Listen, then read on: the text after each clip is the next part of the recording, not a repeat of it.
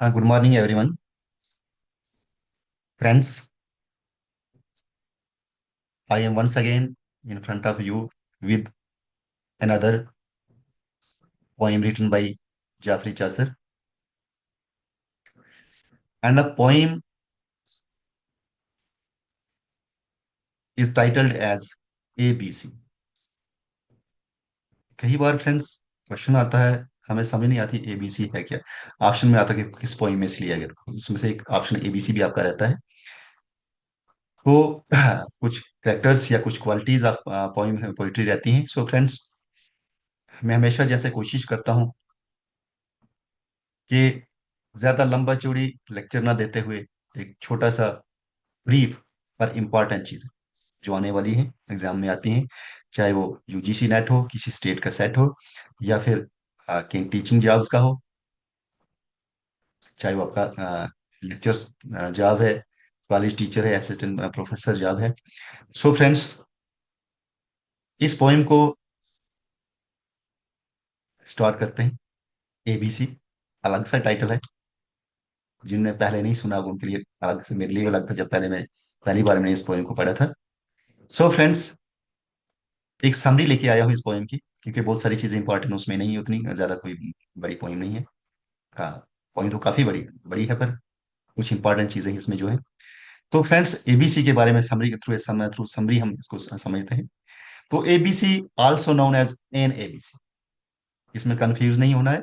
इस पोएम को, ABC poem को एन एबीसी भी कहा जाता, भी इसका टाइटल दिया जाता है। And what is this poem? This is an devotional poem by Geoffrey Chaucer, translated from the French. एक फ्रेंच प्रेयर की सीक्वेंस से इसको ट्रांसलेट किया गया है इंग्लिश में। और इसको नाम क्या दिया गया है? ABC. Actually what ABC is, ये एबीसी है क्या, क्यों इसको बोला गया एबीसी? एक्चुअली इसकी जो सीक्वेंस है ना, मानो फर्स्ट स्टैंजा आपका ए से शुरू होगा। फर्स्ट स्टैंजा में जो आपकी चार पांच छह जितनी लाइंस लाइंस आती हैं, आफ्टर दैट सेकंड स्टैंजा आपको जो स्टार्ट होगा वो बी से स्टार्ट होगा। थर्ड स्टैंजा आपका सी से स्टार्ट होगा। इस तरह से फोर्थ स्टैंजा डी से स्टार्ट होगा। और पूरी तरह से ये, इसमें पूरी सीक्वेंसिंग है A to Z। तो this is also an important point note याद करने के लिए कि why this poem is called an ABC. So friends, this was this poem was translated from a French prayer by Geoffrey Chaucer. तो it is written as an acrostic with each stanza beginning with a successive letter of the alphabet। जैसे मैंने पहले ही बोला आपको, successive letter, मान लो ए के बाद successive letter ए का क्या है? बी है। बी का सक्सेसिव लेटर क्या है? सी है। सी का डी है। डी के बाद ई है, एफ है, जी है, इस तरह से। सो हर एक लेटर जो है इंग्लिश अल्फाबेट का, इसमें एक सक्सेसिव लेटर से इसका बिगनिंग जो है, हर एक स्टेंजा की बिगनिंग जो है विद ए सक्सेसिव लेटर से है of the alphabet, addressing the Virgin Mary. अब किसको एड्रेस किया जा रहा है? ये वर्जिन मैरी जो है, उनकी उनकी प्रेज में उनको ये एड्रेस किया जा रहा है, प्रेजिंग हर डायमंड ग्रेस। उसकी जो डायमंड ग्रेस है, उसको तारीख की तारीख में ये पोइट्री लिखी गई है। और हर एक स्टेंजा जो है ए से स्टार्ट होता है, ए की इनके लेटर से, फर्स्ट लेटर से स्टार्ट होता है। उसके बाद सेकंड नेक्स्ट स्टेंजा जो है बी से होगा। नेक्स्ट उसके बाद नेक्स्ट स्टेंजा सी से होगा। इस तरह से स्क्वेंसिंग में लिखी गई है पोइम ये। तो so friends, what is the structure and style? The poem consist of 23 stanza. कितने स्टैंजा हैं? 23 स्टैंजाज हैं। Each corresponding to a letter of the medieval alphabet. और हर एक किसके साथ जुड़ा है? पिछले वाले लेटर्स के साथ, मेडिवल अल्फाबेट के साथ। तो it follows a solemn and reverent tone, emphasizing devotion and supplicate, जिसमें डिवोट किया अपने आप को, सप्लिकेट किया किसी चीज को। तो एक बहुत ही वर्चुअस पोइम है। एक कहा जाए तो नेचुरल वर्चुअस की इसमें बात की गई है। मेजर थीम्स फ्रेंड्स इसके हैं: devotion to the Virgin Mary. Virgin Mary जो है उनको डिवोट की गई, वो से the poem serves as a clear for Mary's guidance and protection. Next theme है साल्वेशन एंड मर्सी, जिसमें साल्वेशन और मर्सी है। The speaker repeatedly ask Mary to intercede for sinners. वो बार बार उनसे पूछते हैं कि आप सिनर्स को क्या करो? इंटरसीड करो। And provide them with grace, उनको माफ कर दो, उनको क्या करो? वो ग्रेस दो, उनको ग्रेस करो, उनपे उनको आशीर्वाद दो। नेक्स्ट में थीम है, हमारे इस पोइम में है the power of prayer. Prayer की क्या पावर है?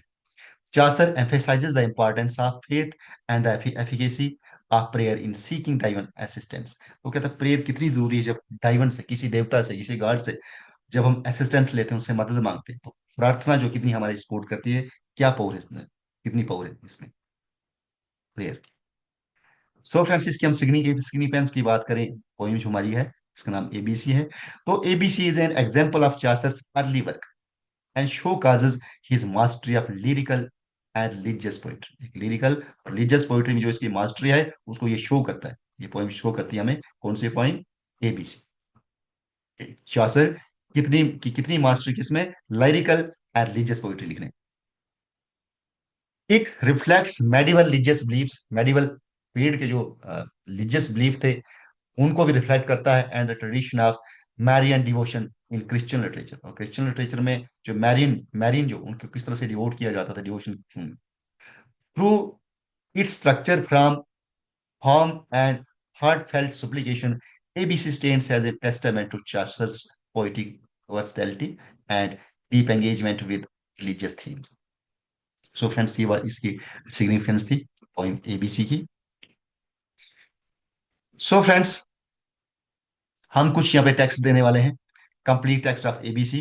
ज्यादा तो नहीं है, कुछ ओपनिंग लाइंस दूंगा, कुछ क्लोजिंग लाइन दूंगा। तो ओपनिंग इस पोइम किस तरह से होती है, ओपनिंग स्टैंजा जो है, देखो ए से स्टार्ट है, almighty. A for almighty, A से स्टार्ट है। Almighty and all merciable queen, to whom that all this world fleeth for succor, to have release of sin, of sorrow and teen, glorious virgin of all flowers, flower, to thee I flee, confounded in error, help and relieve, Almighty debonair, have mercy on my perilous languor, vanquished me hath my cruel advisor। तो ये इसकी starting है। Queen, tin. अब देखिए इसके अगर rhyme scheme की बात करें तो ए सक्सेसर बी है, ए बी ए। अब सी यहाँ से स्टार्ट हो रही, सी फॉर आवर। तो मान लो चलो इसका राइम स्कीम उतना सही नहीं लग रहा है आज की, क्योंकि ये पुरानी पोइम है, उसके मुताबिक राइम स्कीम इसका पूछा भी नहीं जाएगा। तो खाली के क्या क्या चीजें इसमें को या पोइम कौन सी इस तरह से आएगा। सो फ्रेंड्स, इसके क्लोजिंग कुछ स्टेंजा है। तो देखो कहाँ से शुरू है, टी से। इट मीन्स टी लेटर, शायद इसका आखिरी स्टेंजा वाला लेटर जो था टी था। टी के बाद उसने आगे शायरी लिखे हैं, क्योंकि हमने ऊपर पढ़ा था इसको, उसने कितने दिए थे, 23 stanzas. To whom we cry, to thee we sing and say be thou our comfort and our sanctuary, for mercy refuge O lady unto thee we pray, be our advocate in our necessity, the art and life of them that is thee trust truly, lead us to Christ that of life and is well, in whom in whom is all our soul facility, to whom we cry and to thee we sing and say सो सिर्फ इनको lines को ज्यादा कोई याद रखने की ज्यादा नहीं है, बस खाली स्ट्रक्चर इसका देखना है कि इस तरह की पोइम थी, ये चीज उसमें दी थी।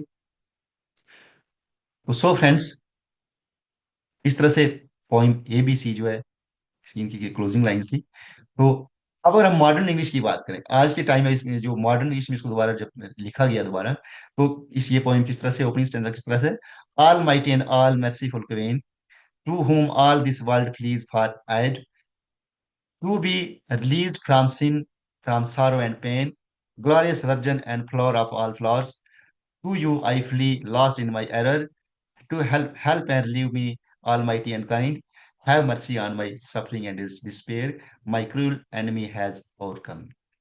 तो कहने की बात है कि अगर हो सकता है कहीं ओपनिंग, कहीं ओल्ड वर्जन दिया हो, कहीं मॉडर्न वर्जन हो, कि पहचान भी किस तरह से, छोटी मोटी क्वेश्चन तोड़ फोड़ के पूछे जाते हैं, इसलिए पोइम को थोड़ा सा समझना जरूरी है। तो इसकी क्लोजिंग लाइन जो है, to whom we cry, to you we sing and say be our comfort and our sanctuary, for mercy refuge o lady, to you we pray, be our advocate in our need, you are the life of those who truly trust in you, lead us to Christ who is the source of life. Christ देवता जो भगवान जो है इनके, कहते हैं एक source of life है, हमें उसकी तरफ ले जाओ, इनकी अच्छाइयों के बाद तरफ ले जाओ, हमें अच्छे काम की तरफ ले जाओ, हमें वर्चुअस एक बिहेवियर हमारा हो। In whom is all our souls happiness, तो जिसमें सब खुशी है उनकी। To whom we cry to you and we sing and say all. तो सो इस तरह से ये पोइम जो क्लोजिंग हो जाती है इसकी। So friends, thank you for listening this poem ABC by Geoffrey Chaucer. तो फ्रेंड्स, इस पोइम में क्या क्या चीजें आपने हमने पढ़ी, उसकी करेक्टरिस्टिक्स क्या क्या पढ़ी हमने, क्या क्या इंपॉर्टेंट चीजें हैं, क्या क्या इसके इंपॉर्टेंट थीम्स हैं, या स्ट्रक्चर इसका, खासकर जो स्ट्रक्चर है, स्ट्रक्चर क्या कि हर एक लाइन कहाँ से शुरू होती है, एक सक्सेसिव लेटर से होती है इंग्लिश अल्फाबेट के। मान लो पहला स्टैंजा ए से हो रहा है, दूसरा बी से होगा, तीसरा सी से होगा। तो ये एक इंपॉर्टेंट इसमें पॉइंट है नोट करने का। तो सो फ्रेंड्स, इसमें आज कुछ और चीजें आपको ज्ञान है या कुछ और चीजें हैं, आप पूछना चाहो तो कमेंट बॉक्स में लिख सकते हैं।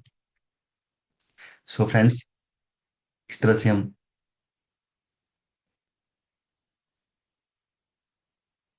आज की इस वीडियो को एंड कर लेते हैं। Thank you, thank